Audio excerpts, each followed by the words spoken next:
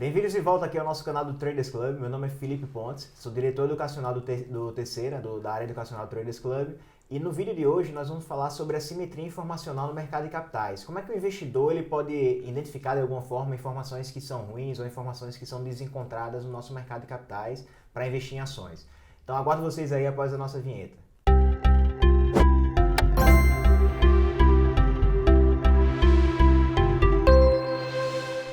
Obrigado aí mais uma vez por ter aceitado o convite. A agenda está corrida, nós fizemos 2 vídeos aqui para o canal, então, para quem não te conhece ainda, se apresenta aí para o nosso público. Bom, Felipe, obrigado pelo convite.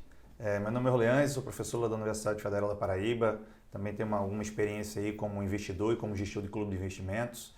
Fiz a minha tese de doutorado nessa área de pesquisa de assimetria de informação e a ideia é eu tentar trazer um pouco aqui para a gente discutir sobre assimetria. Beleza. Então, no Brasil a gente tem um problema talvez um pouco acima da média dos mercados mais desenvolvidos de assimetria informacional, né? Foi legal você falar da sua tese, eu não tinha nem pensado em falar sobre isso, mas já que você tocou nesse assunto, na sua tese você trabalhou com uma estimativa de probabilidade de negociação de informação privilegiada, né? Chama a PIN. Então, já que você tocou nesse assunto, dá uma visão geral só para o pessoal entender aqui o nível geral de assimetria informacional aqui no Brasil. Tá. A assimetria de informação ela representa a diferença do nível de informação entre os usuários da informação no mercado de capitais, né? Entre, por exemplo, o investidor interno, aquele que faz parte da gestão da empresa, o controlador da empresa, e o investidor externo, que é aquele que está comprando a ação da empresa e que está lá fora da gestão. Muitas vezes o usuário interno, o insider, ele tem acesso mais rápido a algumas informações do que o externo, né? E aí existe algum impedimento de ele utilizar essa informação em benefício próprio para a negociação no mercado. E existe uma diversidade de variáveis, né, de proxies que se utiliza na literatura para poder tentar mensurar a assimetria de informação. A assimetria de informação é uma variável diferente, por exemplo, lucro, diferente de receita, que você consegue mensurar de forma mais precisa. Observar diretamente, a assimetria não. Exato, ela não é observável de forma direta. Então existe uma série de medidas que são úteis para tentar capturar esse fenômeno, né?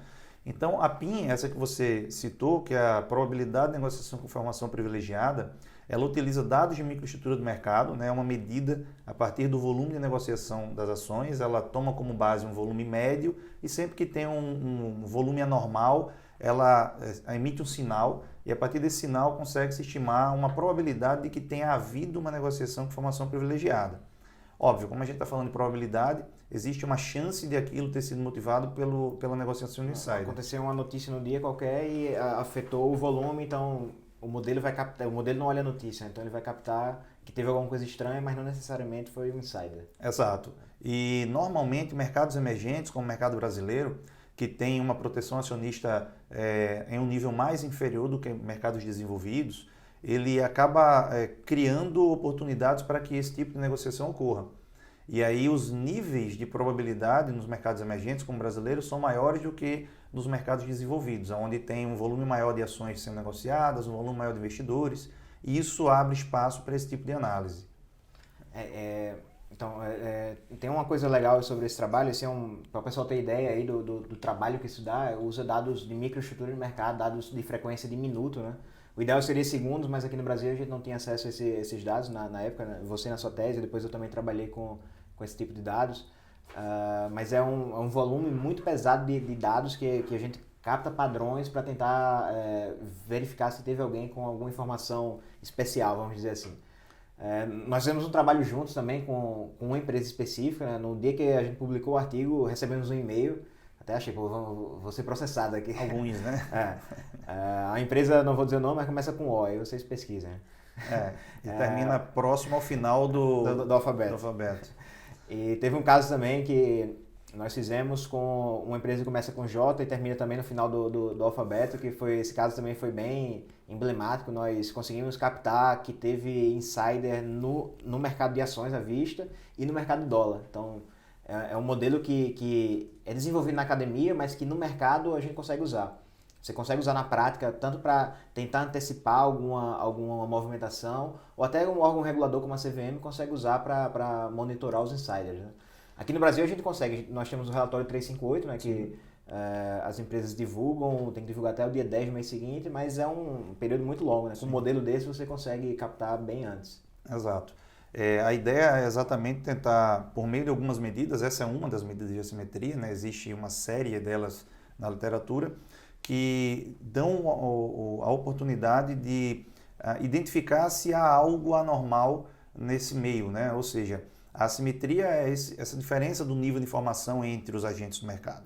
Então, capturar isso é difícil. Então, essas medidas elas são úteis nesse sentido. Sim. E aí, óbvio, normalmente esse tipo de informação ela é prejudicial ao mercado, né? Ela acaba tirando muitas vezes a oportunidade de o investidor no mercado ele utilizar todas as informações que estão disponíveis e negociar imaginando que o preço que está ali está refletindo tudo aquilo que está disponível, né? E muitas vezes não está. Então a ideia é de fato tentar aproximar essa literatura do mercado de capitais. Então foi isso que eu fiz lá na tese de doutorado e que trouxe para algumas pesquisas posteriores, como essas duas que você comentou, que são pesquisas que de fato pegaram casos específicos e tentaram demonstrar que o instrumento ele é útil, né? Obviamente que não dá para afirmar categoricamente que aquele caso foi um caso de insider trading, que houve uma negociação informada, mas o termômetro ele é útil para isso, para identificar se a temperatura fugiu do controle. É igual aquela frase, eu não acredito em bruxas, mas que elas existem, né? Sim. E o modelo, como o nome diz, e recapitulando o que você falou no vídeo anterior, o modelo ele é uma simplificação da realidade, ele não é a própria realidade. Então não dá para tomar uma decisão cegamente pelo modelo, o modelo vai dar um direcionamento do que está acontecendo ali. E aí, qualitativamente, você tem que investigar melhor o que está acontecendo para tomar uma decisão. Exato. Uma dessas pesquisas que nós fizemos no fato que de fato ocorreu e que foi averiguado pelos órgãos competentes, nós buscamos analisar exatamente o período anterior, identificar se o modelo capturava essa possibilidade de ocorrência de evento, que a posteriori foi confirmado que de fato houve a negociação e o modelo de fato previu, né? Então, é um instrumento que está à disposição do mercado e que o mercado pode utilizar para tomar suas decisões de investimento. E óbvio, eu, assim como você, como a gente pesquisa isso é mais um elemento que nós podemos utilizar para as nossas decisões de investimento. Quem quiser saber mais sobre isso, procura o nome de Orleans. Orleans Martins, do FPB Lattes. Lattes é o currículo dele, currículo Lattes. Procura no Google, vocês vão encontrar o currículo dele, vai ter um monte de artigo falando sobre isso aí. E Orleans é um dos caras mais didáticos que eu conheço. Os artigos dele são muito bem explicados, a metodologia é muito bem explicada. Então você vai entender a metodologia. Talvez você não consiga aplicar a estatística, que o modelo é bem pesado. Mas ele tem uma alternativa para isso, que é uma pesquisa recente dele, que é mais fácil para o investidor comum utilizar. Mas antes de entrar nisso, eu acho que era legal fazer um comentário geral sobre o artigo lá de Akerlof, do mercado para limões. A ideia de quão essa assimetria informacional é prejudicial para o mercado. Você quer dar uma visão geral sobre isso? Sim, é legal porque a gente acompanha muito também no Twitter, volta e meia o pessoal faz umas discussões legais, né? E tem as famosas tretas de Twitter. Essa é uma das tretas que normalmente o pessoal cria lá, né? O mercado é ou não eficiente. E, bom, os trabalhos que falam sobre a simetria de informação, eles tomam como uma base de referência a hipótese do mercado eficiente, né? Então, quando eu fiz a minha pesquisa do doutorado, eu tomei como base essa teoria que afirmava que são os trabalhos de Eugene Fama, né, que o Prêmio Nobel fala sobre eficiência de mercado, e aí ele define eficiência em diferentes níveis.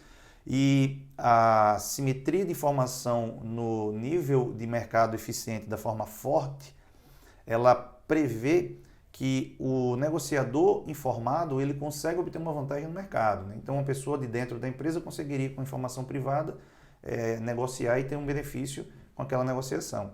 E aí o Akerlof traz essa discussão de assimetria de informação, falando sobre como existe o nível de diferença de informação entre os participantes do mercado. E aí ele utiliza o mercado de limões como sendo um exemplo, né, que é o mercado de carros usados nos Estados Unidos. Aqui no Brasil a gente chama de abacaxi, né, o carro ruim. Não sei como é aqui em São Paulo, mas lá na Paraíba chama de abacaxi, né? Abacaxi, eu já ouvi falar também mamão, o carro é um mamão, né, porque, enfim, machuca fácil. E aí a discussão ela vai bem mais ou menos nesse caminho, ou seja, você tem um mercado de carros usados em que tem um comprador e um vendedor. Ora, o vendedor ele tende a só apresentar as informações que são úteis a ele. Ele tem a vantagem informacional. Isso, que maximiza o valor do carro dele. Que ocorre mais ou menos no IPO, né? É mais ou menos o mercado de IPOs. Exato, ou seja, você prepara a noiva para o casamento, Exato. né? Então, a empresa vai lá toda bonita no momento do IPO, no momento da venda do carro, então a gente também lava o carro, dá aquele polimento, então prepara o carro para que o carro pareça melhor do que de fato ele é. E o vendedor, ele tem todas as informações sobre o veículo, ele sabe todas as artimanhas que o veículo pega ali, o que ele tem. Né? Exato. Enquanto que o comprador não. Então existe uma diferença de nível de informações. E aí o comprador, ele busca se municiar com todos os instrumentos possíveis para diminuir esse nível de informação. Eu costumo utilizar um exemplo muito comum nesse caso específico, que é aqueles laudos que hoje se exigem no momento da venda do carro. Então o comprador, ele vai comprar um carro usado, ele vai numa dessas oficinas que emitem esses laudos de avaliação e aí o especialista vai analisar o veículo todo e emitir um laudo. Então isso é uma forma de diminuir a simetria de informação. No mercado de capitais a gente também busca fazer isso. Então é engraçado porque a minha migração para a área de finanças foi exatamente motivado pelo meu início no mercado de capitais como investidor. E eu comecei a pesquisar a simetria de informação. A migração como acadêmico, né? Isso. Para quem não sabe, Orlando pesquisar sobre educação. Antes de ir para a área de finanças. Educação dentro da profissão contábil. Da contabilidade. Né? E aí teve uma hora que eu pensei e disse, cara, eu quero realizar meus investimentos, comecei a ganhar dinheiro, né? Comecei a trabalhar na época, assim que eu ingressei no mestrado, começou a sobrar alguma coisa, eu queria investir aquilo. E aí eu pensei, eu vou unir o útil ao agradável. Eu quero pesquisar nessa área para que seja útil para os meus investimentos. E aí eu comecei a migrar para a área de finanças, análises de empresas, simetria de informação, e aí foi quando eu comecei a trazer um pouco desse conhecimento de assimetria de informação para dentro do mercado de investimentos, né, com essa preocupação de tomada de decisão de investimentos. E aí é isso que a gente tem tentado fazer, aproximando um pouco essa teoria para dentro da discussão do mercado financeiro. Só uma finalização sobre isso. No final das contas, nesse artigo de Akerlof, quem gostar de ler, eu recomendo que leia esse artigo. É um artigo de 1970, mas que é útil até hoje. The Market for Lemons, o nome do artigo. No final das contas, o vendedor de carro usado, ele vai colocar um carro, ele vai exaltar as coisas boas e não as ruins. O comprador, ele vai saber disso, que o cara vai exaltar as coisas boas e não vai mostrar as coisas ruins. Então o comprador vai tender a pedir um preço menor pelo carro. O vendedor, ele vai tentar colocar um preço maior para eles se encontrarem no meio. Mas no final das contas, vai ter muita assimetria informacional. Então só vai ter vendedor de carro ruim e comprador que sabe que no mercado só tem carro ruim, então o cara vai puxar o preço mais para baixo ainda. Então no limite o mercado deixa de existir. Então esse é o problema da assimetria informacional no mercado. Nós temos que combater com todas as nossas forças, porque isso prejudica muito o mercado. Se tiver um mercado com muita assimetria informacional, a tendência é que no limite o mercado deixe de existir. Então essa é uma função muito importante que Orleans vem desenvolvendo na pesquisa que ele faz sobre assimetria informacional. Mas para um investidor comum, uma pessoa que não tem muita base de estatística, de econometria, de finanças, ele não consegue estimar esse modelo de probabilidade de negociação informada. Então você desenvolveu uma pesquisa nova que é bem mais fácil de aplicar, né? Então você pode dar uma overview geral sobre essa pesquisa, que eu acho que é um trabalho muito importante, um dos trabalhos mais legais que eu já li nos últimos tempos aí. Bem legal, muita aplicação prática e fácil de usar. Exato. Eu acho que essa aproximação de academia e mercado ela é legal por esse sentido, porque o ideal é que nós tentemos trazer aquilo que é útil na academia para que tenha uma aplicação mais prática no mercado. E como eu pesquisava nessa área, então, como eu falei, existe uma série de variáveis que são úteis para tentar se medir esse fenômeno que é a assimetria de informação. E muitas dessas variáveis são variáveis mais complexas, né? Como é algo que não é mensurável de forma direta, então mede-se por meio de algumas variáveis, algumas mais complexas e outras menos complexas. E isso me incomodava muito como investidor de não ter uma medida específica para eu poder utilizar aquilo na tomada de decisão. A proxy, a PIN, que eu utilizei lá na pesquisa inicial, ela é uma proxy mais complexa, precisa de dados intradiários e leva-se um tempo para se estimar ela.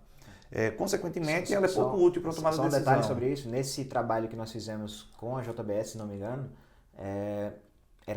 eram tantos dados que o Glauco, que era o meu Pibic, meu bolsista de iniciação científica, ele deixou um computador dele rodando os dados, acho que durante 2 semanas. O computador parado, só rodando os dados. O computador não era muito potente, era uma base de dados muito pesada, então para um investidor iniciante ele não tem como fazer um negócio desse. A matemática é pesada, os dados são pesados, precisa de um computador mais pesado também.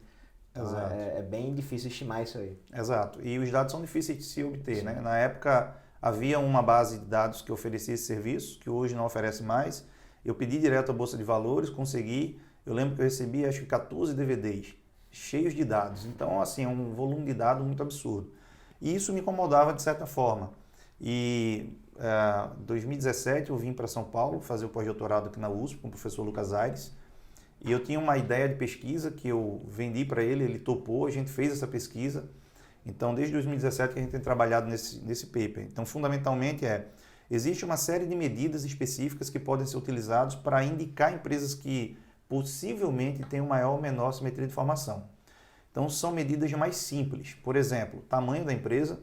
Quanto maior a empresa, mais investidores ela tem, mais ela é seguida pelo mercado, né? Mais analistas tem olhando para os números dela. Jornalistas, cobertura de mídia. Exatamente. Então, é mais difícil se manipular uma informação de uma empresa dessa, né, ou até mesmo de um insider negociar com uma informação de uma empresa dessa.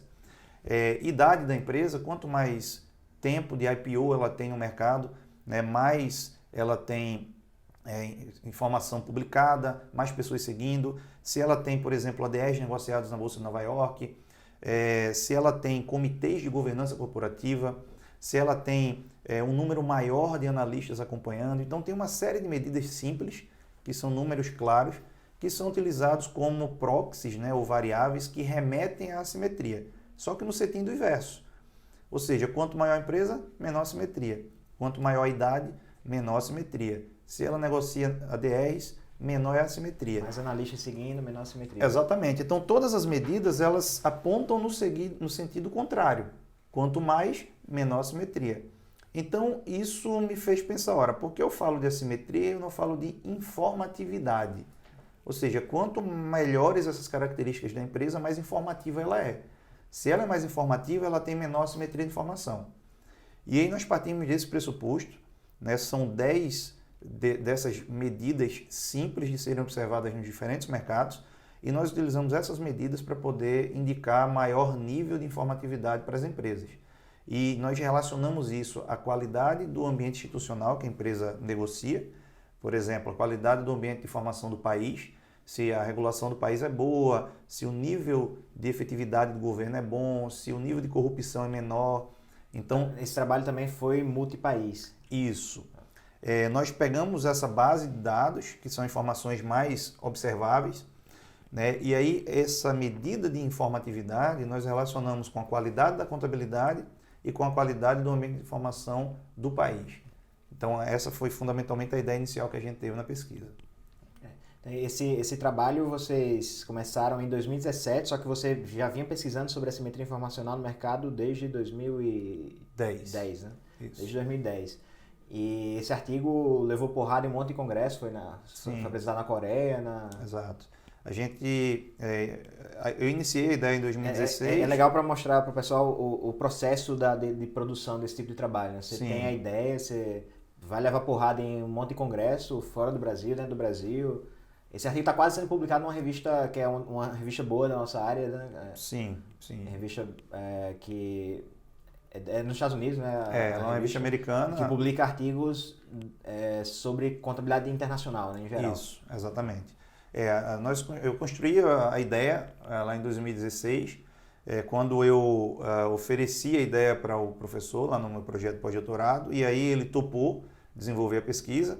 Nós começamos a fazer coleta e análise de dados, a ideia já estava definida, nós trabalhamos 16, 17, agora 19, 16, 17, 18 e 19, passamos por uma série de congressos, né? A ideia da pesquisa de fato é essa, nós apresentarmos o que foi feito até então e aí alguns especialistas fazem sugestões, nós vamos ajustando, então nós modelamos o trabalho ao longo de todo esse período, né? Passamos por alguns congressos internacionais também, e aí ele está em uma fase final, né? Espero que dê tudo certo e que o artigo seja publicado em breve.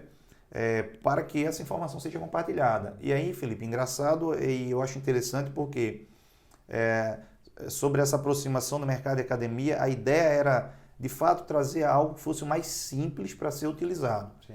Nós utilizamos uma base de dados muito país, pegamos países emergentes, porque nesses países os problemas de assimetria são maiores. Né? Você acabou de falar da ICVM 358, você tem até 40 dias para poder publicar uma negociação de saída se ela tiver sido feita no primeiro dia do mês. A empresa tem até o dia 10 do mês seguinte, então o cara negociou no primeiro dia do mês, divulga no dia 10, e as empresas usam o prazo completo. Né? Exato. Então você leva 40 dias para saber. Enquanto em mercados mais desenvolvidos, essa divulgação ela é em um espaço muito menor. Nos Estados Unidos são 2 dias. Exato. Então, isso cria um ambiente mais importante nos mercados emergentes. E aí o desafio que a gente teve dessa pesquisa foi conseguir convencer todos os revisores de que essa medida simples ela é útil. Né? Muitos falavam, olha, mas tem umas medidas de assimetria de informação que são mais robustas, mais complexas. Só que a matemática é mais pesada, mas aí o cara não consegue usar. Elas não são úteis para o dia a dia do investidor. Né? Imagina um investidor, pessoa física, que não tem todo uma equipe para poder fazer coleta e análise de dados. Então, a ideia era, de fato, pegar medidas simples. E a gente insistiu nessa discussão e conseguimos convencê-los. Né? Então, estamos em uma das últimas etapas desse convencimento. E a ideia ora, se eu tenho uma série de características que sugerem que aquelas empresas elas sejam mais informativas, por que eu não posso utilizar essas medidas no momento da minha análise de investimentos? Sim. Ora, se eu sei que empresas maiores, empresas que têm um número maior de investidores, empresas que têm um maior free float, empresas que têm comitês de governança corporativa, essas empresas elas tendem a ter melhor qualidade de informação. Por que eu não posso utilizar essas medidas para poder fazer um filtro de seleção para as minhas companhias? Vocês juntaram tudo isso e montaram um índice de informatividade. Né? Isso, exato. São 10 medidas. Essas 10 a gente utilizou para construir um indicador, né, um índice de fato. E esse índice a gente relacionou com a qualidade da contabilidade da empresa. Existe uma série de medidas para a qualidade de contabilidade. Gerenciamento de resultados, nós falamos no vídeo anterior, é uma delas. Exato. Quanto menor o gerenciamento, né, melhor a informação contábil, sim, persistência dos lucros, suavização dos resultados, previsibilidade, relevância da informação, tem uma série delas. Nós pegamos algumas dessas medidas, as mais tradicionais, e relacionamos com o nosso índice. De modo a validar o índice. Exatamente. E aí nós chegamos ao resultado de que quanto maior é o nível de informatividade da empresa... Ou seja, quanto maior for o seu índice, o índice que você criou... Isso. Quanto maior é a informatividade da empresa, melhor é a qualidade da contabilidade. Tá? Então, esse já foi um achado que, até então, foi inovador, haja vista a forma como nós construímos esse nosso indicador. E aí nós relacionamos esse indicador também ao nível de qualidade da informação, ou ambiente informacional dos países. Tá? Então, são 21 países. Nós relacionamos esse nível de informatividade e nós conseguimos observar que quanto melhor é o ambiente de informação do país, melhor é o nível de informatividade da empresa. Então a gente tem uma série de países emergentes, uns com qualidade de ambiente de informação melhor e outros com qualidade de informação pior. E o que a gente considera como qualidade de informação do ambiente do país? Menor nível de corrupção, efetividade do governo, melhor qualidade das leis, dos regulamentos que regulam o país. Então, essas foram as medidas que a gente conseguiu utilizar. E um resultado final, que aí foi a grande contribuição do trabalho, foi que nós identificamos que existe um efeito substituição. Quanto pior é o ambiente de informação do país, melhor ou mais forte é a relação entre a qualidade da contabilidade e esse nível de informatividade. A empresa compensa o país não ter um ambiente informativo bom com uma informação contábil melhor. Exatamente. A empresa ela tenta compensar, melhorando o seu nível de informatividade e melhorando a qualidade da contabilidade, ela tenta compensar a qualidade ruim do ambiente do país. Né? E esse foi um achado que foi bem interessante e, por exemplo, para quem tem uma estratégia de investimento que busque outros países, principalmente países emergentes, esse é um achado que pode ser relevante, por exemplo, na tomada de decisão. Sim. Então, fala-se, por exemplo, a gente fala muito em estratégia de investimento, tem algumas pessoas que utilizam filtros como os filtros de Graham para poder fazer seleção de empresas. Então, a ideia é que essa medida possa ser uma das medidas, por exemplo, semelhantes, obviamente sem fazer comparação com a de Graham, mas semelhantes a esse uso. Vocês chegaram a testar contra desempenho da empresa esse indicador ou só com relação à informação assimétrica? O objetivo principal foi analisar contra a informação assimétrica. Tá?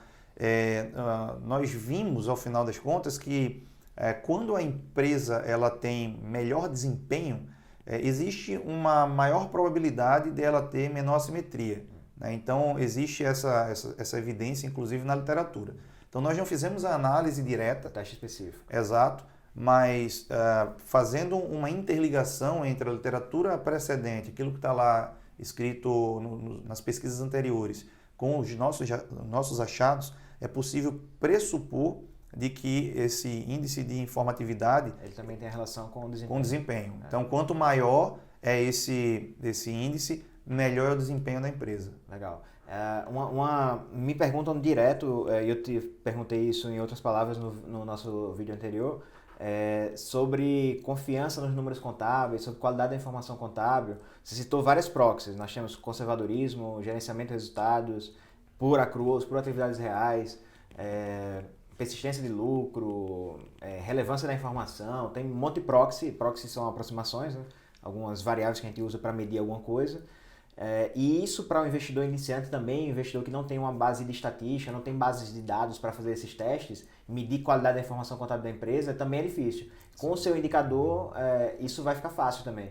Porque com o indicador eu consigo entender que a empresa tem um nível informacional bom. Então a probabilidade dela ter números contábeis ruins é mais baixa. Exato. Essa é uma implicação, eu achei isso muito legal no trabalho.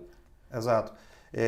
Até para nós como investidores mesmo, para a gente não ficar rodando modelo direto para medir qualidade da informação, é muito bom isso aí. Exatamente. A ideia é de fato fazer isso. Como você comentou, esse paper ele está sendo revisado num dos rounds finais de uma revista internacional. Espero que dê certo, que ele seja publicado em breve, e a ideia final é de que a versão está em inglês por conta da revista, mas nós temos o objetivo de continuar essa pesquisa trazendo mais algumas informações para o Brasil. Então a ideia final é de nós disponibilizarmos inclusive a base de dados que a gente analisou. Nós analisamos uma base de dados de 16 anos, de 2000 até 2016, 17 anos, né? 2000 até 2016, e aí a ideia é que isso continue a ser feito. Por exemplo, nós temos um projeto de extensão lá na universidade que busca relacionar a avaliação de empresas com critérios de governança corporativa. E uma das preocupações de governança corporativa é exatamente a simetria de informação. Né? Então, a gente tem uma equipe de pesquisadores lá que tentam, de fato, trazer esses aplicações conteúdos científicas na prática. Exato, para aplicações práticas. A extensão, para quem não conhece, que não é de universidade pública, em particulares não tem muito essa questão de extensão, é mais nas públicas. É só para definir o que é. A universidade pública ela é baseada em ensino, pesquisa e extensão. A extensão é justamente a aplicação do que a universidade produz de pesquisa na prática. Então, o projeto de Orleans é nesse sentido. Exato. E tem a parceria, inclusive, com a Universidade Federal do Espírito Santo também. São duas universidades juntas e nós estamos com a parceria com eles no TC aqui também. TC, exato. E a ideia desse projeto é exatamente, nós costumamos dizer que é ultrapassar os muros da universidade, né? Ou seja, é levar o conhecimento que está sendo feito lá dentro para o mercado. E aí essa a ideia de nós termos desenvolvido esse projeto. Então, uma das ideias é pegar esse indicador, né, trazer para lá e nós continuarmos a desenvolvê-lo, tá? E nós apresentarmos algumas aplicações práticas. Tá? Então, por exemplo, é possível filtrarmos as empresas brasileiras e identificarmos quais são aquelas que têm maior nível de informatividade. Sim. Seria possível, por exemplo, avaliar uma empresa ao longo de um determinado período de tempo para verificar se o nível de informatividade dela melhorou ou piorou. Então, são indicadores simples e que podem ser úteis nesse sentido. Então, tudo aquilo que auxilia o investidor na tomada de decisão, eu penso que ele é útil, né? E no final, a maior utilidade da pesquisa é essa, é entregar um produto que no final das contas seja útil. Então essa foi uma briga que a gente comprou quando começou a montar o trabalho e que tem dado certo, né? Então a ideia é tentar desenvolver nesse sentido. Beleza, legal. Nós na academia não costumamos ler muitos livros, tipo biografia, essas coisas. A gente lê muito artigo científico, né? Então eu queria te pedir para dar uma recomendação de livro e de artigo. Você teria alguma recomendação de livro para investidor iniciante que seria legal ler? Pode ser livro de contabilidade, de evaluation, de investimentos em geral, e algum artigo que você acha legal, que já esteja publicado, que as pessoas consigam acessar. Artigos científicos, a gente tem uma série deles. Quem tem mais intimidade com a língua inglesa, a gente tem muito trabalho recente sendo desenvolvido. Tá? Então, uma sugestão que eu dou busca nas principais revistas internacionais na área de contabilidade. A gente tem uma série delas lá no meu blog. Eu tenho um blog de informaçãocontábil.blogspot.com. No seu blog também tem uma série de revistas citadas que publicam artigos mais recentes, né? Quem quer entender muito bem o que é assimetria de informação, eu acho que o pontapé inicial é o trabalho de Ockerloff. Eu acho que esse é o principal que deve ser lido, porque ele tem uma didática muito simples. Tem alguma matemática lá no meio. Mas dá para entender tranquilamente. Exato, é uma matemática simples, não é coisa de outro mundo. Ele explica muito bem as coisas. Exatamente, então esse eu acho que é o principal. Só pegando um gancho aí, eu recomendaria nesse sentido também o artigo de Grossman Stiglitz, de 1980. O título do artigo é On the Impossibility of Efficient Markets. O pessoal diz que na academia é consenso, todo mundo diz que o mercado é eficiente. Tem esse artigo da década de 80 que diz que ele fala sobre a impossibilidade do mercado ser eficiente. Esse artigo é muito bom também, fala de assimetria informacional. Assimetria informacional com hipótese de mercado eficiente. Perfeito. E se tiver alguma dificuldade com a língua inglesa e não conseguir ter tanta habilidade na leitura, a gente tem uma série de outros aqui no Brasil. A gente tem as principais revistas, então é bem fácil encontrar artigos sobre assimetria de informação. Eu tenho alguns lá, você citou o endereço lá do Lattes, você tem uma série de outros trabalhos também, então eu acho que são boas alternativas. Quanto a livros, a gente tem uma série de livros muito bons, né? Então já várias pessoas passaram aqui, já fizeram boas sugestões, e eu vou fugir um pouco da regra. Isso tá? Eu vou fugir um pouco da regra. Eu poderia vir falar de qualquer um dos clássicos aqui, mas eu vou falar de um livro que foi um dos primeiros livros que eu li, que é um livro brasileiro, de um autor brasileiro, de um investidor que começou investindo no período pré-crise de 2008, e aí ele perdeu quase tudo na crise de 2008, depois retomou os seus investimentos, que chama Manual do Pequeno Investidor em Ações, que, se eu não estou enganado, é do Fernando Almeida. Eu não lembro o nome do meio, mas é um livro pequeno, mais simples, e que eu acho que é muito interessante. O que eu acho mais legal é que ele relaciona esse livro ao contexto brasileiro. Então, tem todos os outros clássicos, o Investidor Inteligente e todos os demais que são boas literaturas, mas esse eu acho bem legal por ele contextualizar a questão brasileira. Ele fala de tributação e ele é bem focado para um investidor iniciante. Lá no blog, informaçãocontábil.blogspot, tem uma resenha. Se vocês buscarem pelo nome lá, vocês conseguem encontrar. Então, acho que é uma sugestão legal. O blog de Orleans é muito bom, tem muita informação legal lá. informaçãocontábil.blogspot.com. Acessem aí. Então, Orleans, obrigado aí mais uma vez pelo papo, né? Foi muito bom, mais uma vez, muita informação. Quem quiser aprender sobre contabilidade aplicada a investimentos, esse aqui é um dos principais pesquisadores no Brasil nessa área.